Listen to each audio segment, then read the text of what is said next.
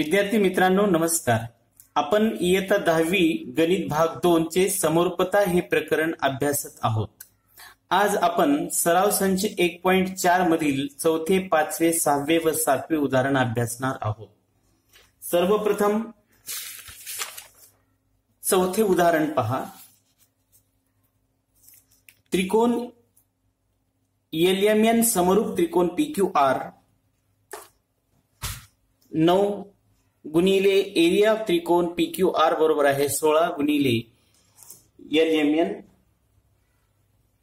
QR बरोबर 20 तर MN काढा. अशा प्रकारचा आपल्याला प्रश्न दिलेला आहे. दोन त्रिकोण आपल्याला समरूप दिलेले आहेत. मग आपल्याला माहिती आहे समरूप त्रिकोण आणि त्यांच्या क्षेत्रफळाचं गुणोत्तर. हे क्षेत्रफळाचं गुण याला इकडे आणलं तर हे गुणोत्तरच होतं क्षेत्रफळाचं, समरूप त्रिकोणाच्या क्षेत्रफळाचं गुणोत्तर. मग आताच आपण या पिरियडमध्ये मागच्या पाहिलेलं आहे दोन समरूप त्रिकोणाच्या क्षेत्रफळाचे गुणोत्तर हे त्यांच्या संगत बाजूच्या वर्गाच्या गुणोत्तरा एवढे असते. तर हे दिलेल्या बाबीपासून आपण सुरुवात करूया. इथं आपल्याला असं दिलं 9 गुणिले एरिया ऑफ ट्रायंगल PQR बरोबर 16 गुणिले एरिया ऑफ ट्रायंगल LMN आणि आपल्याला याच्यावरून MN ची किंमत काढायची. QR 20 दिले, MN ची किंमत काढायची. मग हे दोन त्रिकोण समरूप आहेत.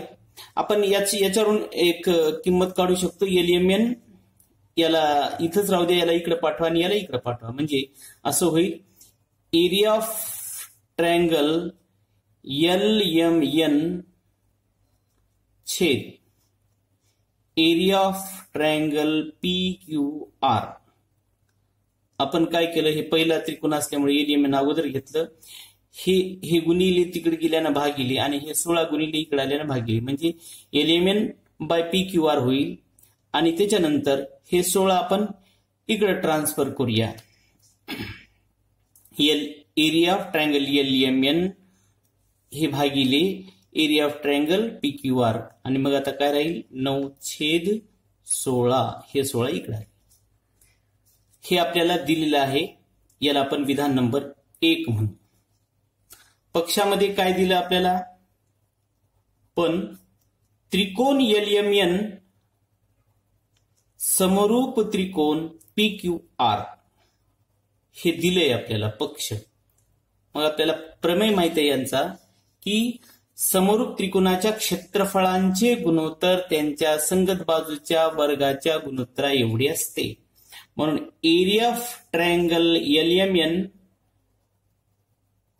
छेद एरिया ऑफ ट्रायंगल PQR बरोबर आहे. आता संगत बाजू ही आपल्याला 3 जोडे असतात संगत बाजूच्या LM छेद PQ, MN छेद QR, LN छेद PR पैकी आपण ज्या बाजूंचं काम आहे संगत बाजूचं त्याच बाजू घेऊया.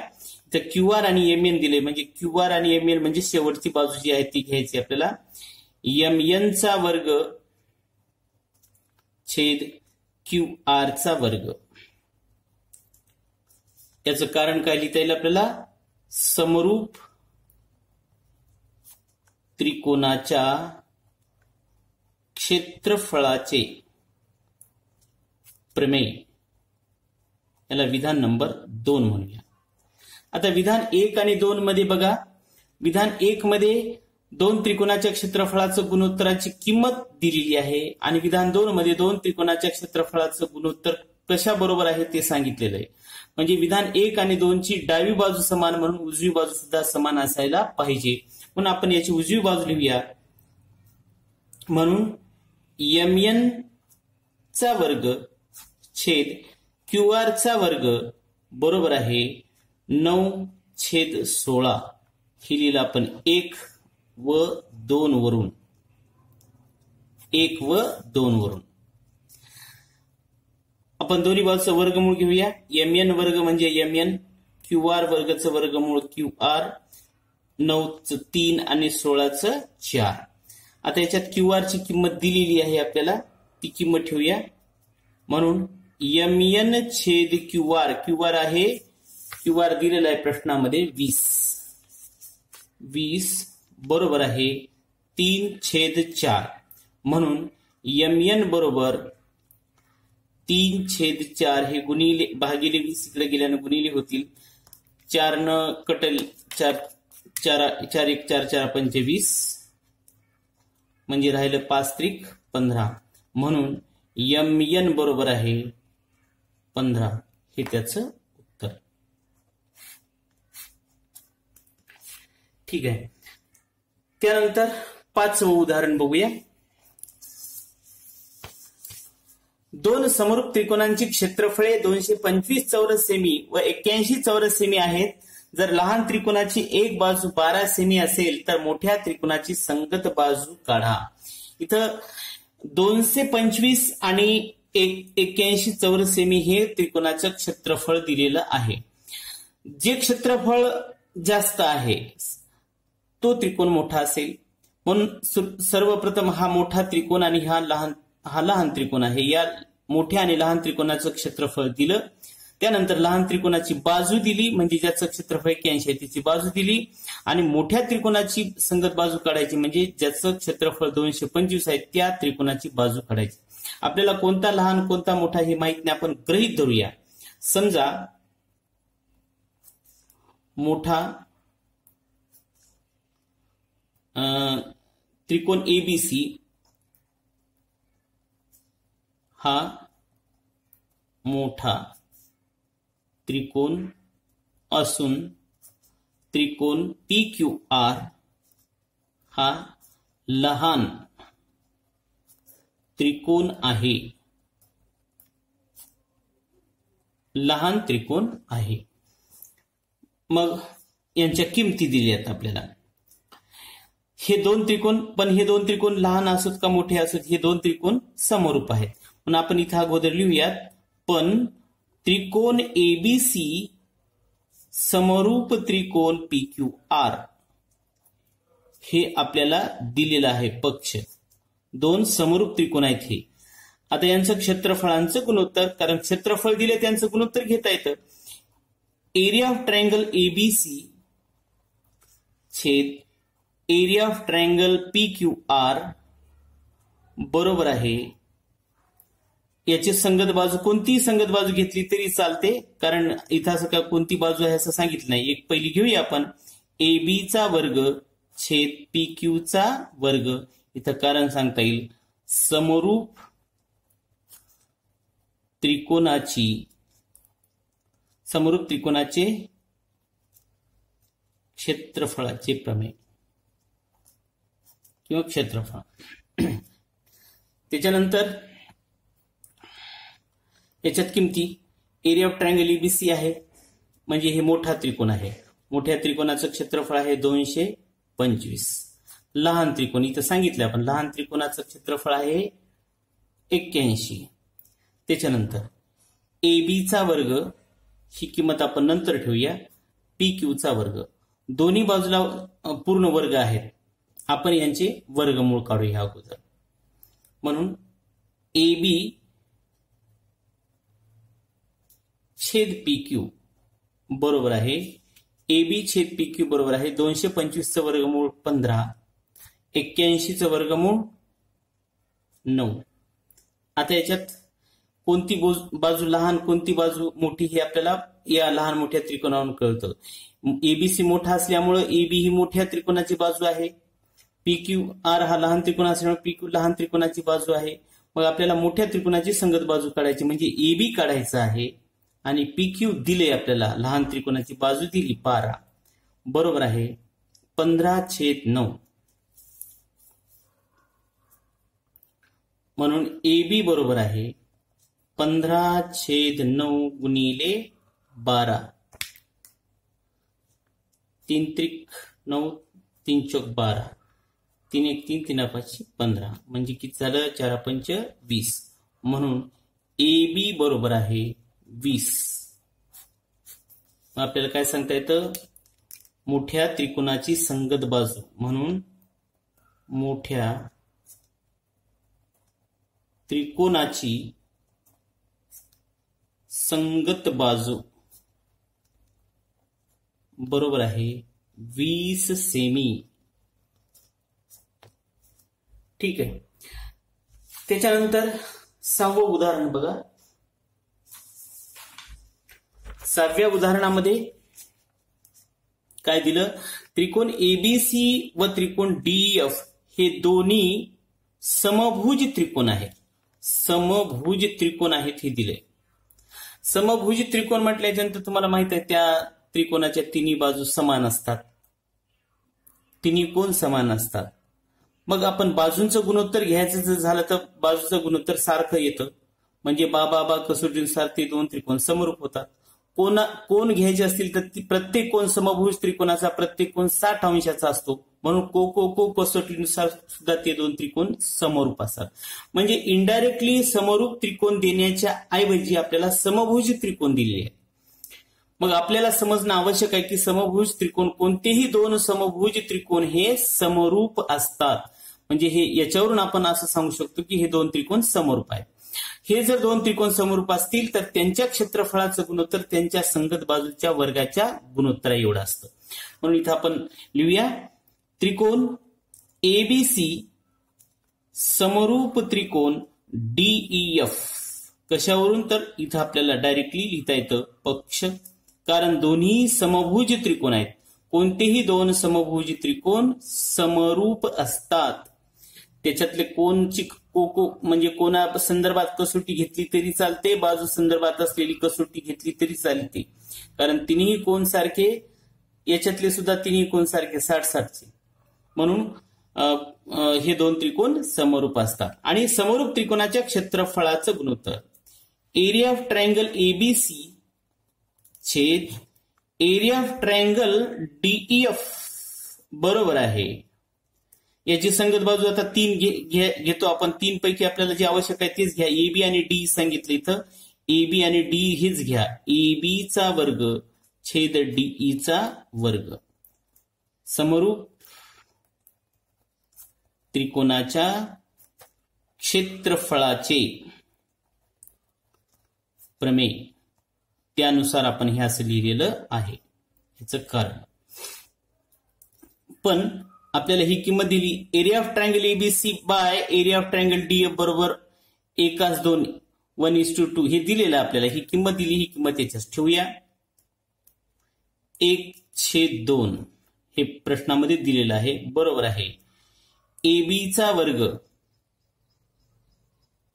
वर्ग आहे 4चा वर्ग छेद डीईचा वर्ग. आपल्याला डी ची लांबी काढायची, म्हणून डी वर्ग तिरपा गुणाकार करूया.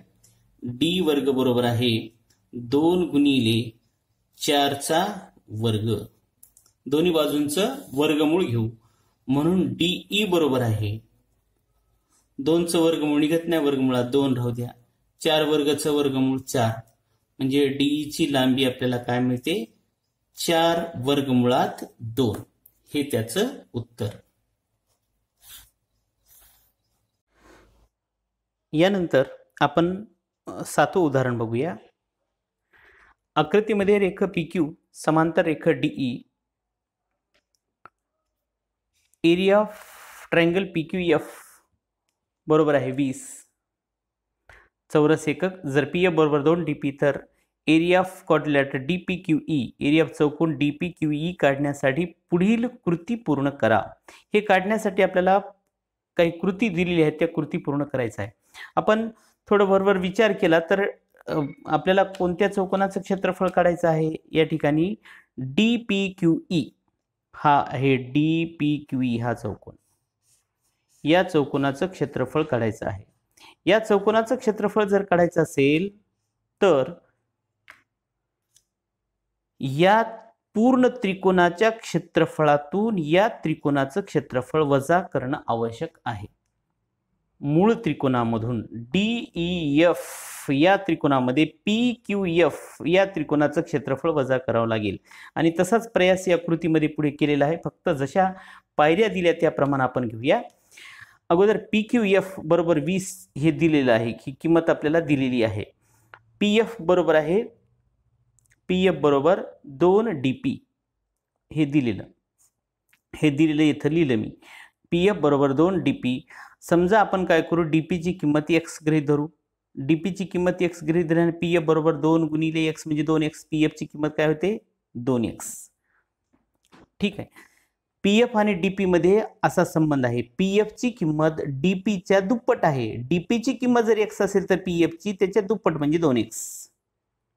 आता या आकृतीत पहा आणि आकृतीमध्ये पाहून आपल्याला याचं लिहिता येईल. DF बरोबर आहे, DF बरोबर DP अधिक PF. DP अधिक PF.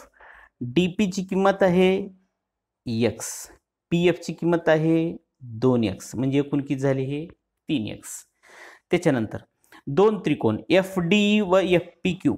FDE हा मूळ त्रिकोण आणि FPQ हा लहान त्रिकोण. हे दोन त्रिकोण तुम्हाला समरूप दाखवता येतात, कारण ह्या बाजू समांतर, ही छेदिका. तर याच्यातली ही छेदिका घेतली तर हे दोन कोण संगत कोण होतात आणि संगत कोण एकरूप असतात. ह्याच दोन समांतर रेषा आणि छेदिका जर ही घेतली तर याच्यातले हे दोन कोण संगत कोण होतात. मग कुठले दोन कोण जरी एकरूप असतील तर तुम्हाला माहिती आहे ते दोन त्रिकोण समरूप असतात कोको कसोटीनुसार. तर याच्यात बघा FDE म्हणजे हा कोण कोणत्या कोणाशी एकरूप आहे FPQ शी. म्हणून इथे लिहूया FPQ, याचं कारण संगत कोण. त्याच्यानंतर FED हा कोण या कोणाशी FQP शी. म्हणून इथे FQP याचं सुद्धा कारण संगत कोण. आता ह्या दोन त्रिकोणामध्ये हे दोन कोण एकरूप आहेत म्हणून हे दोन त्रिकोण समरूप असतात कोको कसोटीनुसार.